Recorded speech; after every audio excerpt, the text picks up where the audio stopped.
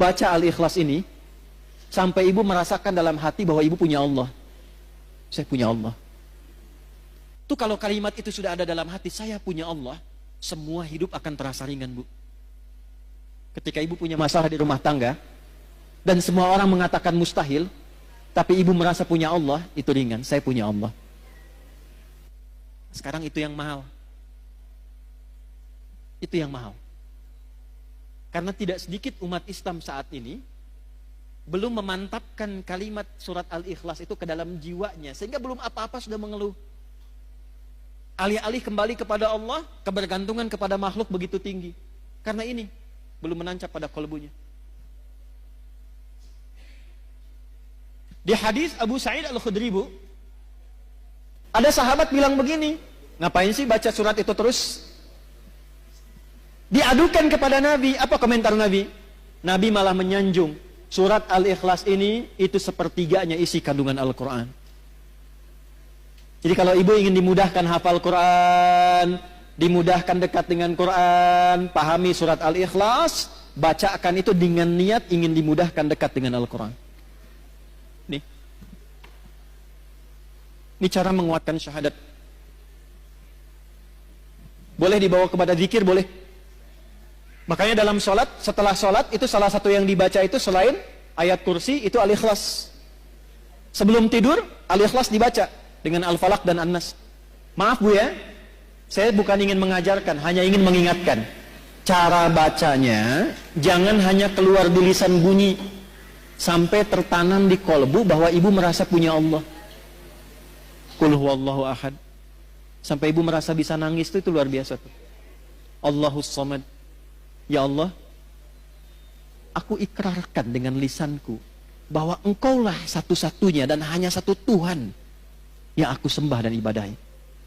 Allahus samad, ya Allah, aku punya masalah dalam kehidupan, tapi aku punya keyakinan ketika aku gantungkan semua persoalan ini solusinya kepadamu, engkau yang akan ringankan seluruh masalahku. Dan ketika ibu menyebut Allahus samad, rasakan masalah apa yang dimiliki. Dengan anakkah, dengan rumah tanggakah, kehidupan sosialkah. Lalu sandarkan semua kepada Allah. Lam yalid walam, engkaulah Tuhan yang tunggal, yang hak, tidak beranak, tidak diperanakan, satu-satunya Tuhan ya Allah. Walam yakul lahu, enggak ada yang pernah serupa denganmu. Kalau sudah aku ikrarkan seperti ini, aku bertuhan kepadamu, aku bergantung kepadamu, belum engkau juga berikan solusi padaku, maka dengan cara apa lagi aku memohon kepadamu? Karena itu ketika Nabi lewat, ada sahabat mengatakan begini, Allahumma ushidu bi annaka antallah as-samad alladzi lam yalid walam yulad walam yakul lahu kufuwan ahad. Allahumma inni as'aluka an taghfiraliya. Ya Allah, aku bersaksi hanya engkaulah Tuhanku satu-satunya, aku sembah, aku tuhankan. Aku gantungkan hidupku kepadamu. Aku nyatakan kau satu-satunya Tuhan yang tidak serupa dengan makhluk manapun, tidak beranak, tidak diperanakan. Aku tidak minta apapun ya Allah. Dengan aku mengesahkanmu, aku hanya minta ampuni dosaku. Aku ingin jadi orang baik.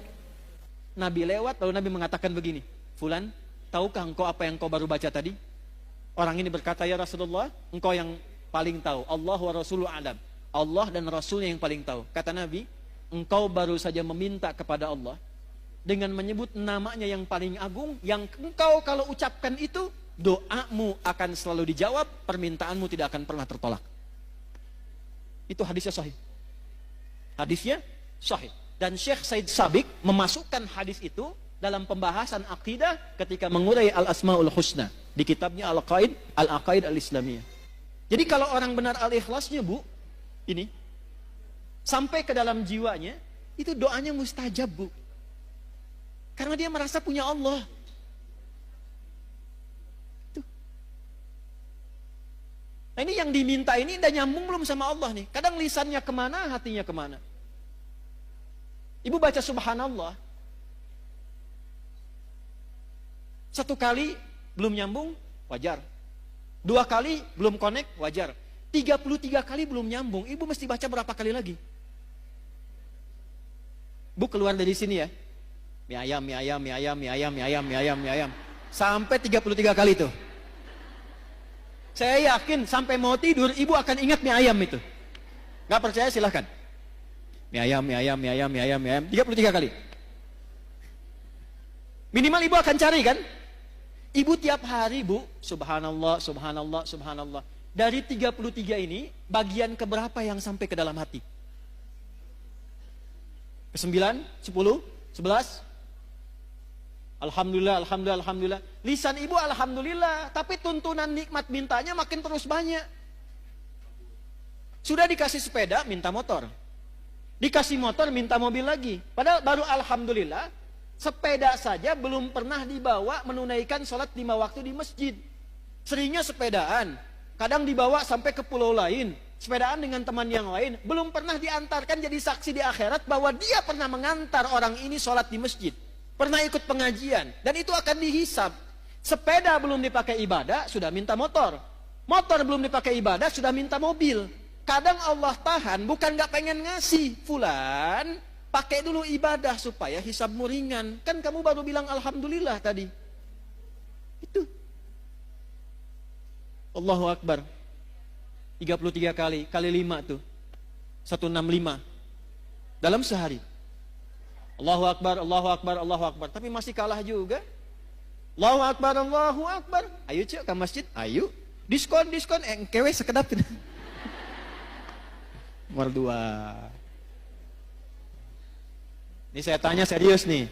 Ibu kalau ada pas sinetron Korea yang paling ibu senangi, pas waktunya adzan, ibu tunda dulu sinetronnya untuk sholat, atau ibu tahan dulu tetap nonton nanti sholatnya nomor 2? Ya, alhamdulillah. Checklist ya. Lihat sini. Ini materi itu sebetulnya sederhana, Bu.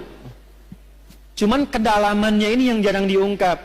Maksud saya, checklist ini syahadaten, formal iya, sampai ke dalam jiwa cek sudah belum? Latihan tiap hari. Nyambung lagi, cara melatih supaya ketika syahadat saya merasa punya Allah itu bagaimana? Lakukan seperti Nabi bimbing kita. Karena itu ada bagian keduanya. Wa asyhadu anna Muhammadan.